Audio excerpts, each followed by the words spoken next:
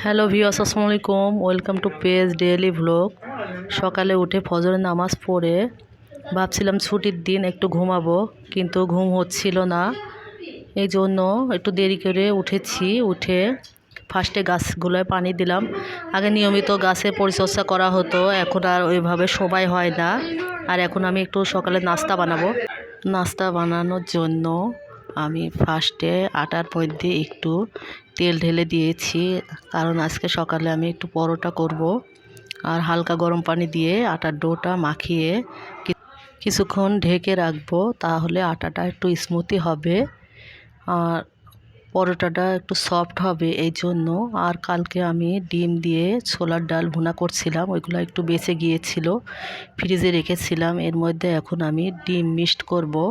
এই জন্য ফার্স্টে আমি তেল দিয়ে ডিমটা লুডুসে যেভাবে দেয় ওইভাবে ভেজে দিব। হালকা ভেজে নিয়ে আবার পুনরায় আমি ডালটা গরম করে নিব, তাহলে ডালের টেস্টটা একটু বাড়বে।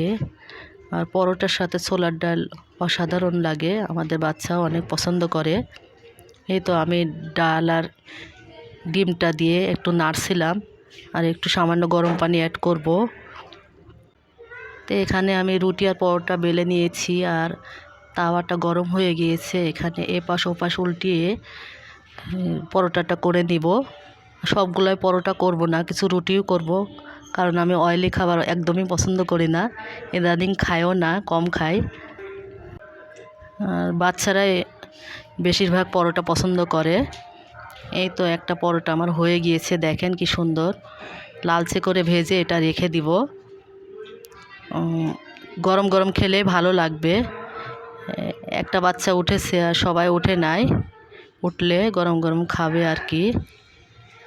আর আপনারা ভাববেন যে আমি সংসারে কোনো কাজই করি না, শুধু ভিডিও বানাই না, আমাদেরও অনেক কাজ থাকে, কাজে ফাঁকে আমাদের এগুলা করতে হয়।